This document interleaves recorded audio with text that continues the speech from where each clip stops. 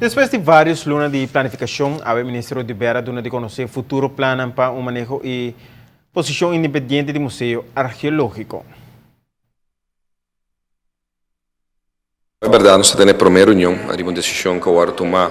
para o que trata verzelfstandiging do Museu Arqueológico, maneira de conhecer, nós anunciar, minha pessoa reunir com empregado também para mostrar naturalmente a intenção de criação de overkoepelend orgaan para o que trata manejo de todo o museu na Aruba.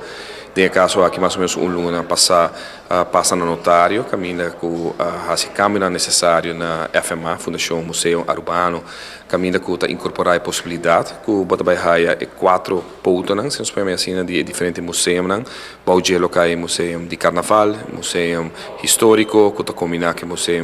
de comunidade na São Nicolás, podemos museu de utilidade, que são que vai estar ubicados em quatro torres na São Nicolás, e naturalmente arqueológico museu que também de 4 secções de manejo de lo que também a FMA de futuro. E a reunião com o stuurgroep, naturalmente com o envolvimento de toda a instância, departamento de governo,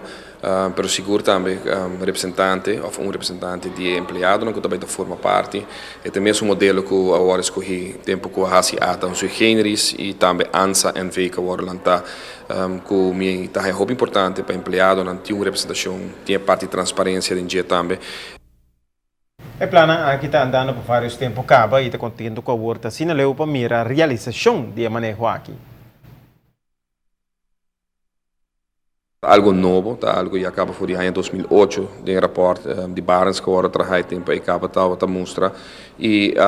notificar empregado no tempo e acaba vai over que a meta tá para dia não guardo independizar, guardo verzelfstandig e em momento aí agora que não te querer bou de capa de uma organização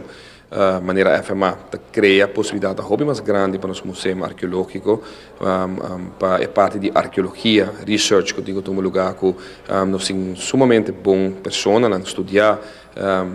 que forma parte do museu arqueológico no momento não aqui, mas lamentavelmente door de escassez de fundo não tem governo pouco está guardo assim e me quer de hobby possibilidade uma vez que o guardo independizar que o por atrair fundo local, mas também fundo internacional e agora que o não por como departamento de governo. De outra banda, me quer museu arqueológico dá exemplo não somente na Aruba, mas um exemplo de nossa área de Intercaribe de como operar museu e me quer a intenção tá também para nos lanta em nível de cada de outro museu e receber nível de produto, maneira que nós que apresentar na nossa comunidade, na primeiro lugar, mas também nos visitantes. Mientras tanto, está trabajando para finalizar todo el detalle, por cual te espera de poder terminar con el proceso de 2 lunas nos dilante.